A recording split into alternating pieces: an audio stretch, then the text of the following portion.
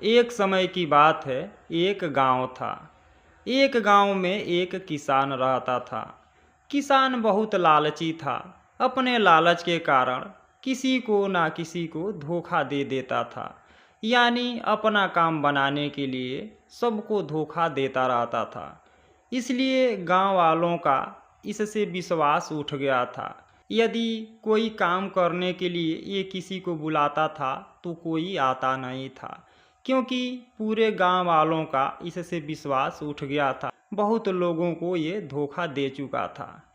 एक दिन क्या होता है कि किसान की जो पत्नी होती है और किसान के जो बच्चे होते हैं, दोनों लोग इसको समझाने का प्रयास किए कि आप लालच के कारण सभी को हमेशा धोखा दे रहे हैं। ऐसा काम क्यों कर रहे हैं? यह काम अच्छा नहीं है, इसको छोड़ देना चाहिए। बहुत समझाने के बाद किसान नहीं माना। तो ये लोग क्या किए कि उनकी पत्नी और बच्चे अपने मायके चले गए। जब मायके चले गए तो किसान घर अकेला पड़ गया। किसान घर अकेला पड़ जाने के बाद अब इसको अपने घर में भोजन भी बनाना पड़ता था और खेतों में काम करना पड़ता था। अब अकेले यह डबल काम करने लगा। काम करते करते यह थक जाता था। इससे काम हो नहीं पाता था। एक दिन किसान खेत में बैठ कर के सोच रहा था कि हम किसी को बुलाते हैं, पैसा दे कर के भी बुलाते हैं तो हमारा काम कोई करने नहीं आता है। क्यों ना हमको जंगल जा कर के और किसी जानवर को पकड़ कर के लेके आना चाहिए। यदि उसको हम 2 वक्त की रोटी देंगे तो हमारा काम कर सकता है। यही सोच कर के किसान जंगल के तरफ चला गया।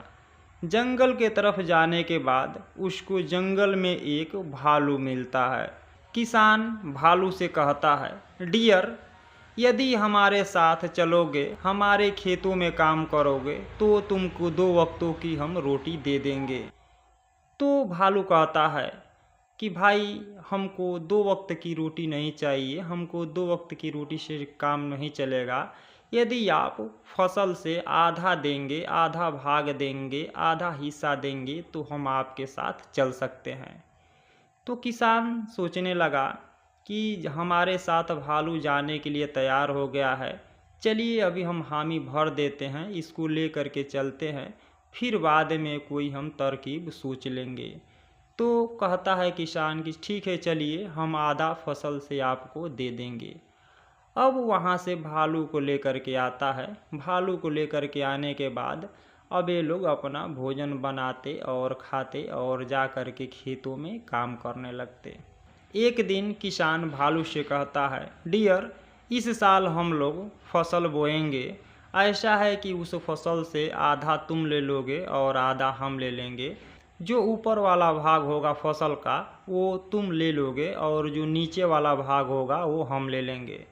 तो भालू सहमत हो गया, भालू मान गया। तो उस साल क्या किया किसान कि उस खेत में आलू बो दिया, ज़्यादा मात्रा में आलू बो दिया। जब फसल तैयार हो गया तो जो ऊपर वाला जो पत्ता होता है, डंठल होता है, वह भालू को दे दिया और जो नीचे वाला आलू होता है वह अपने ले लिया। भालू आलू का पत्ता और डंठल देख करके यह सोचने लगा कि किसान हमको धोखा दे रहा है। तो इतना सोच करके भालू जंगल के तरफ जाने लगा। तो किसान उसको मनाने लगा, कहा कि डियर, इधर आओ, ऐसा है कि तुम जाओ मत, हम लोग अगली साल फसल बोएंगे तो तुम नीचे वाला भाग ले लोगे और हम ऊपर वाला भाग ले लेंगे। जब इतना बात भालू सुना तो रहने के लिए सहमत हो गया। फिर ये लोग दोनों लोग अपना भोजन बनाते, खाते और खेतों में काम करते। भालू बहुत मेहनत करता था, क्योंकि भालू बलशाली भी होता है, ताकतवर होता है। जितना किसान कहता था उतना ही वो काम करता था।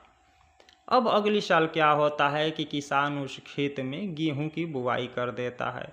गेहूं की बुवाई करने के बाद, जब मेहनत करने के बाद जब फसल तैयार होती है तो ऊपर वाला भाग अपने ले लेता है और नीचे वाला जो जड़ होता है वह भालू को दे देता है। तो भालू एकदम से समझ गया कि किसान हमको एकदम धोखा दे दिया, चूतिया बना दिया, अब हमको यहाँ से रहना ठीक नहीं है। तो भालू का किसान से विश्वास एकदम टूट गया और वह जंगल की तरफ जाने लगा। किसान कितना हो मनाने का प्रयास किया तो वह भालू माना नहीं। इधर गांव वालों ने देख रहे थे कि भालू बहुत ज़्यादा मेहनत किया है, तो गांव वालों ने जा कर के उससे मिले तो जो भालू था इन लोगों का दोस्त बन गया, मित्र बन गया और यह मतलब उन लोगों के साथ यह काम करने लगा।